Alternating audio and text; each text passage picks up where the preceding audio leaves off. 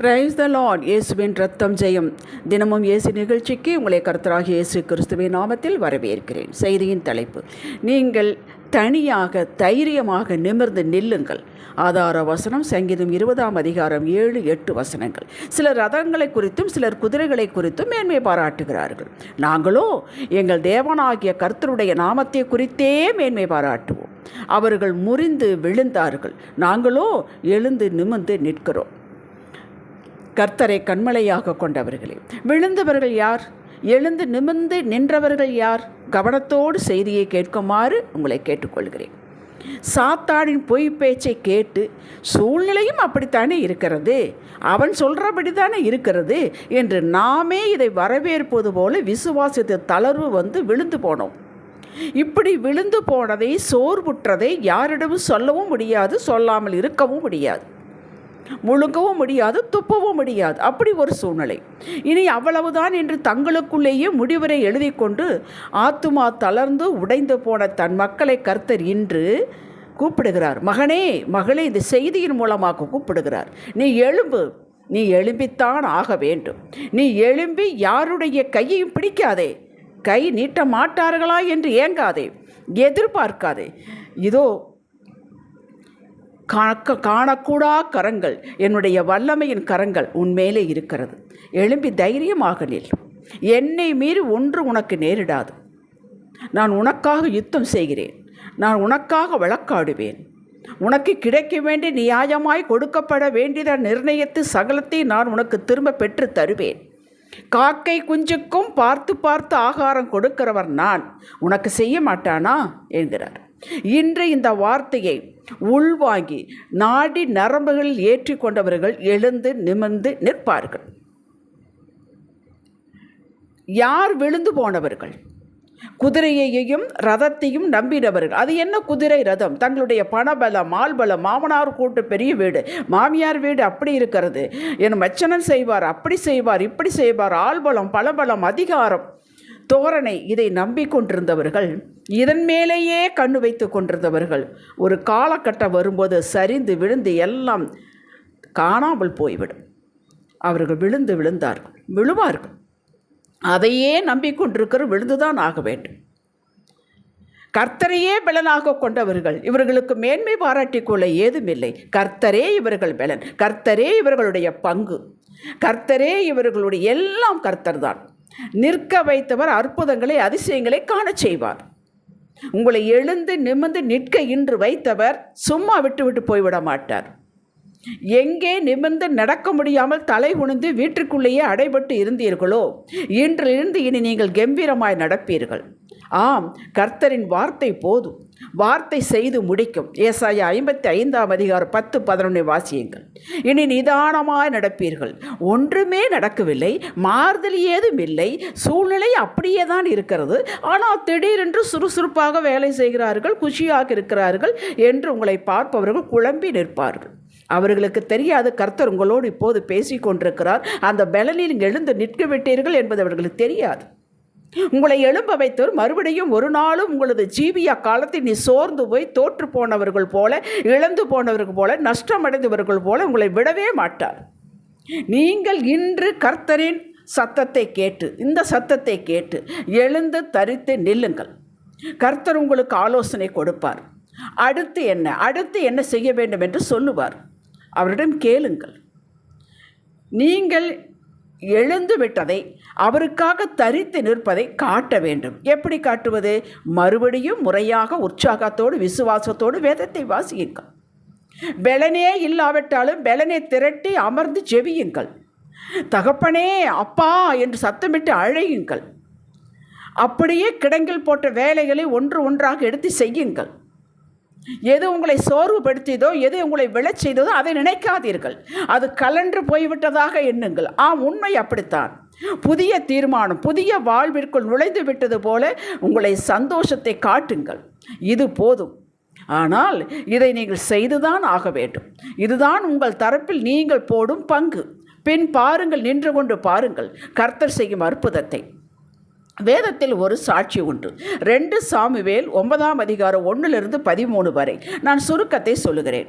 சவுல் கூட்டார் வீட்டார் எல்லாம் இறந்து விட்டார்கள். இப்பொழுது தாவீது ராஜாவாகி விட்டார்.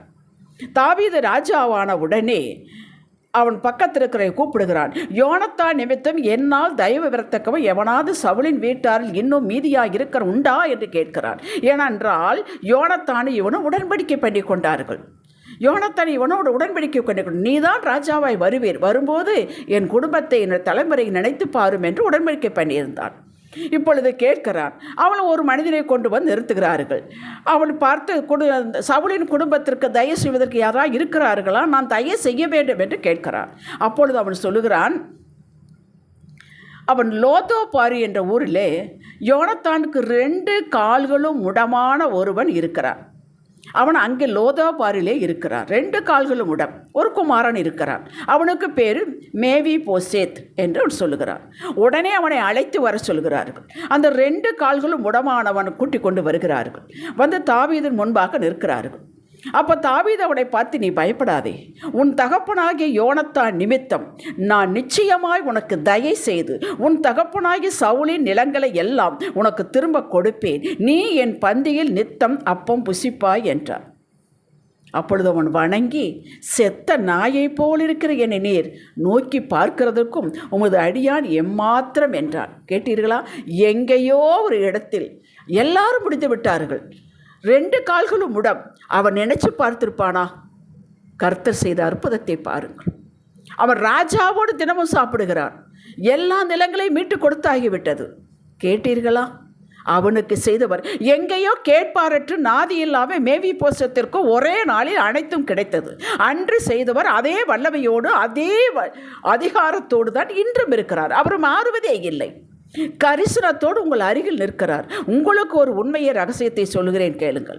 ரட்சிக்கப்பட்ட விசுவாசிகளாகிய நாம் உச்சகட்டத்தில் பக்தியிலும் பரவசத்திலும் இருப்போம். வேதம் வாசிப்போம், சபைக்கு போவோம், எல்லாம் நடக்கும், காரியங்களும் அளவளவென்று நடக்கும், குஷியாக இருப்போம். ஒரு சின்ன தோல்வி, ஒரு சின்ன நெருக்கம், ஒரு சின்ன நிந்தை வந்தவுடன் அப்படியே விழுந்து போவது நாம் தான் உச்சகட்டத்தில் இருப்போம். ஒரு சின்ன பெருசெல்லாம் வர வேண்டாம், சிறுசு வந்தாலே போது அப்படியே விழுந்துருவோம். எலியா தீர்க்கதரிசி 1 ராஜாக்கள் 18ஆம் அதிகாரத்தை 450 பாகால் தீர்க்கதரிசியின் முன்பாக அத்தனை இஸ்ரவேல் முன்பாக அக்கினியால் பதில் கொடுக்கும் தேவனே தேவன் என்று எல்லாவற்றையும் பலிபீடம் கட்டி எல்லாம் செய்தான். அக்கினியை வரவழைத்தவன், 450 பாகால் தீர்க்கதரிசி கொன்று போட்டவன் ஒரே நாளில். 19ஆம் அதிகாரத்தில் இது நடந்தது. 1 ராஜாக்கள் 18ஆம் அதிகாரம். 19ஆம் அதிகாரத்தில் இதையெல்லாம் கவனித்த ஆகாபுடைய மனைவி எசபேல், உன்னை நாளைக்கு சாயங்காலத்துக்குள்ளே கொல்லுவேன் என்று சொல்லிவிட்டாள். அதை கேட்டவுடன் பாருங்க, வானத்திலிருந்து அக்கினி இறக்கு. என்ன ஒரு பெரிய தீர்க்கதரிசி அப்படியே சுருங்கி போய்விட்டான். சுருங்கி போய் ஒரு சூறச்செடியங்கள் படுத்து கொண்டார். நான் என் முதியோதிகளைப் போல எல்லாரைப் போல நான் ஒன்றும் பெரிய பரிசுத்தவான் இல்லை, நான் சாகிறேன் என்று போய் படுத்து கொண்டான். கேட்டீர்களா? மிந்தி 3 வருஷங்கள் மழை இல்லாத பொழுது எலியாவை போஷிக்க காகத்துக்கு கட்டளையிட்டார், ஒரு விதவிக்கு கட்டளையிட்டார்.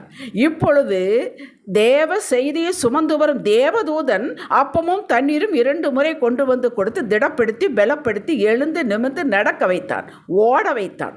சூறைச்செடிகள் படுத்து கிடந்தவனை தேவதூதன் வந்து அப்பமும் தண்ணீரும் கொடுத்தார் 2 முறை. சரீரம் பலப்பட்டது, ஓடினான். எலியாவுக்கு தேவதூதன் கொடுத்த அப்பமும் தண்ணீரும் போலத்தான் உங்களுக்கு இந்த செய்தி. சாத்தானின் வார்த்தை உங்களுக்கு ரேமா அல்ல, கர்த்தரின் வார்த்தை தான் உங்களுக்கு ரேமா. மகளே மகளே, நீங்கள் பண்ண வேண்டிய பிரயாணம் வெகு தூரம் இருக்கிறது. எலியாவுக்கு சொன்ன வார்த்தை தான் 1 ராஜாக்கள் 19:7. நீ பண்ண வேண்டிய பிரயாணம் வெகு தூரம் இருக்கு, போக வேண்டிய தூரம் வெகு தூரம் இருக்கு என்று கர்த்தர் சொன்னார். அதைத்தான் உங்களுக்கு சொல்கிறார். நீங்கள் உங்கள் வாழ்வை சாதிக்க வேண்டியது, மற்றவர்களை வாழ வைக்க வேண்டிய காரியங்கள் உண்டு. கர்த்தருக்காக செய்ய வேண்டிய காரியங்கள் நிறைய உண்டு. பிசாசு உங்களை அழிக்க மறுபடியும் சோகத்தை தூண்டிவிட்டு கொண்டிருப்பார். கர்த்தரோ உங்கள் வாழ்வு பரிபூரணம் அடைய உங்களை கொண்டு செய்ய ஆயத்தமாக நிற்கிறார். நீங்கள் யார் கையை பிடிக்கிறீர்கள் என்பதை பொறுத்துத்தான் உங்கள் வாழ்வு இருக்கிறது. தாவீதின் கூடாரத்தை திரும்பவும் எழும்பி கட்டுவேன் என்று சொல்லி கட்டி அதிலிருந்து இயேசு ராஜாவை கொண்டு வந்தவர் அதே மகிமையை உங்களிலே உங்கள் குடும்பத்திலே செய்ய இறங்கி விட்டார். பொய்யிற்கு செவியை சாய்க்காதீர்கள். ஒன்றான மெய் தேவனாகிய கர்த்தரை அவர் வார்த்தை இருக்க பிடியுங்கள். சங்கீதம் 147:3 படி உங்களது இருதயம் நொறுங்குண்டு இருக்கிறது. இன்று கர்த்தர் தம்முடைய வார்த்தையினால் குணமாக்கி காயங்களை கட்டுகிறார். அவர்தான் காயத்தை கட்ட முடியும், அவர்தான் குணமாக்க முடியும், அவர் வார்த்தை தான் குணமாக்க முடியும். பின் கர்த்தரோடு நடப்பீர்கள், ஓடுவீர்கள். உங்களது மேன்மையை உயர்வை கண்டு பல பேர் கர்த்தரிடத்தில் வருவார்கள். உங்களது அதிக மேன்மையான தைரியத்தை திரட்டிக் கொள்ளுங்கள். இன்று திரட்டிக் கொள்ளுங்கள், எழும்புங்கள், தேவ சமூகத்தில் நில்லுங்கள். மனிதர்கள் முன்பாக போய் மறுபடியும் நிற்காதீர்கள், அழாதீர்கள். மீண்டும் உங்களை விழ வைத்து விடுவார்கள். தைரியமாக இருங்கள். ஹல்லேலூயா. ஜெபிக்கலாம். தகப்பனே, இதோ எழும்பி விட்டேன், என் கரத்தை பிடித்து கொள்ளுங்கள், உங்கள் சமூகத்தில் நிற்பேன். நீர் அடியானை மனிதர்கள் முன்பாக யாரெல்லாம் எங்களை வேடிக்கை பார்த்தார்களோ நீர் நிமிர்ந்து நடக்க வைப்பீர். எவரையும் மேன்மைப்படுத்த பலப்படுத்த உம்மால் ஆகும். மலையை மடுவாக்கவும் மடுவை பள்ளத்தாக்கி மழையாக்கவும் உம்மால் ஆகும். மலை போல என் குடும்பம் எழும்பும். அறிக்கை செய்கிறோம் இயேசுவின் நாமத்தில் பிதாவே, ஆமேன். இன்றைய சிந்தனைக்கு என் கண்களும் கரங்களும் பரத்தை நோக்கியே இருக்கும். ஒரு நாளும் ஒரு ஸ்டெப்பு முன்பாக செல்வேன். வளர்ச்சியின் படியில் இருந்து எழுந்து நிமிர்ந்து நிற்பேன். ஆமேன். ஹல்லேலூயா.